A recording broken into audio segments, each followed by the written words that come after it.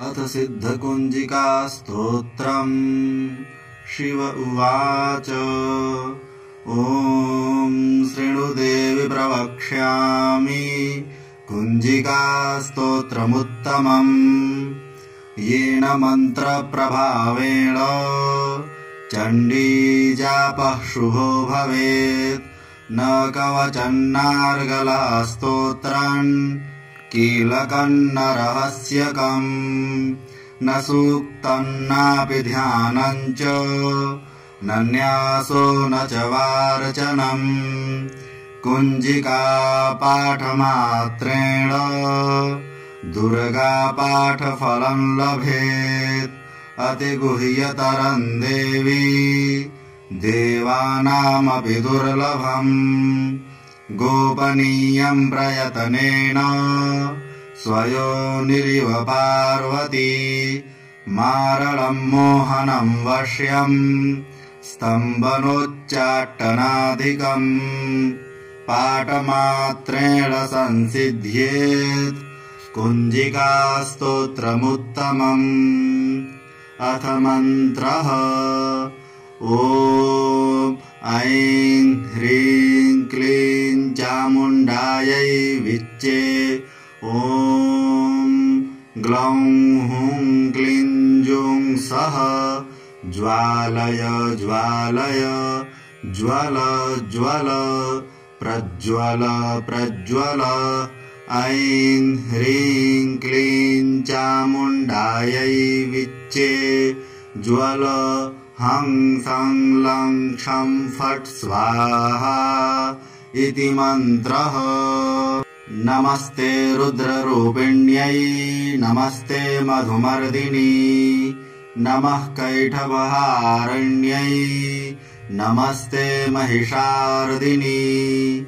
नमस्ते शुभहन्त्र्यै च निशुम्भासुरघातिनी। जाग्रतं हि महादेवी जपं सिद्धिं कुरुष्व मे।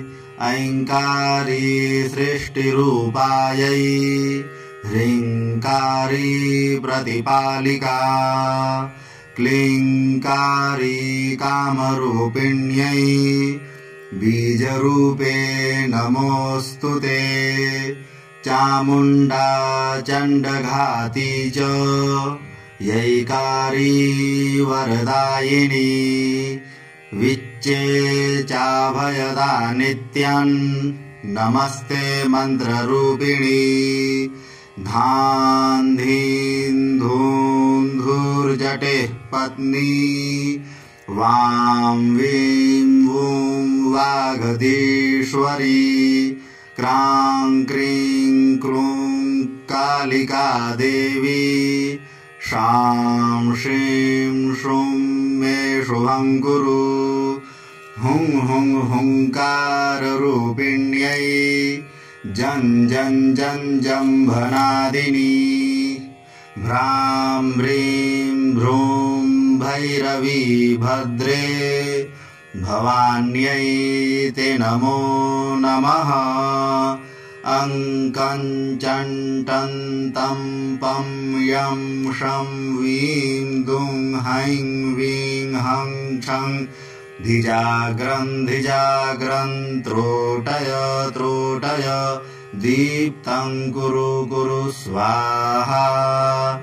पां पीं पूं पार्वती पूर्णा। खां खीं खुं खेचरी तथा।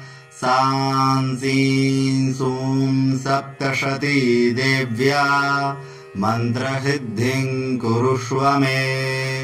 इदं तु कुञ्जिका स्तोत्रम् मन्त्रजागर्ति हेतवे। अभक्तेनैव दातव्यम् गोपितं रक्ष पार्वती।